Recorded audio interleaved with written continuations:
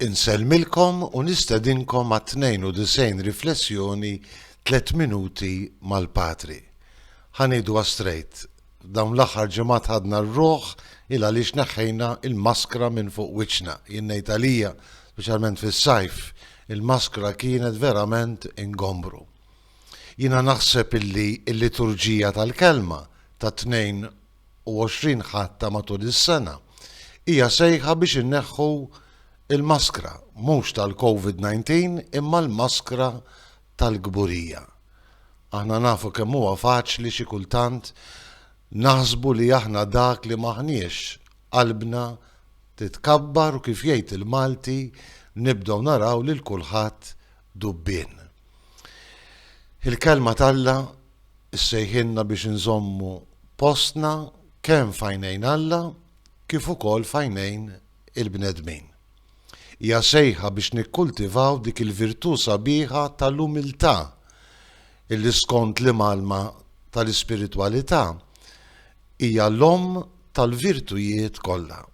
Pereżempju fil-liturġija tal-kelma fl-ewwel qari sejrin nisimgħu tħeġġiġa sabiħa meħuda mill-ktieb ta' bin Sirak.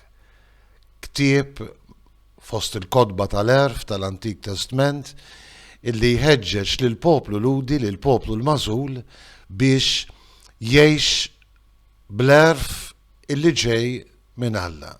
U l-erf ġej minn Alla jgħallem id-don tal-umiltà.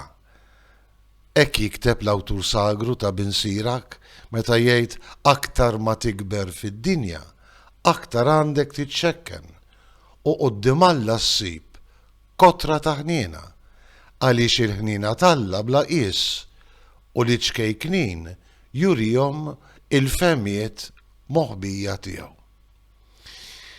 Tħeġġiġa illi tiġi riflessa wkoll fil-parabola li juża Ġesu fil-Vanġelu skont San Luqa.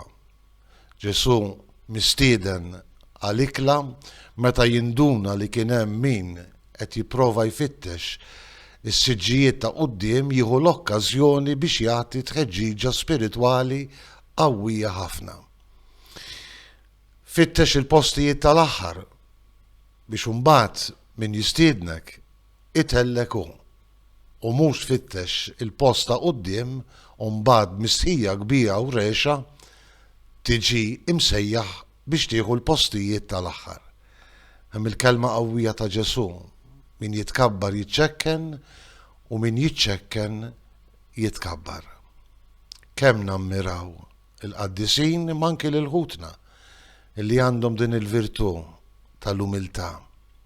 Għallimna mulej l-umiltà, għallimna ngħixu bla maskra ta' gburija f'għajnejk u f'għajnejn ħutna il-bnedmin. Insellmilkom u l-mulej jagħtikom is-sliem.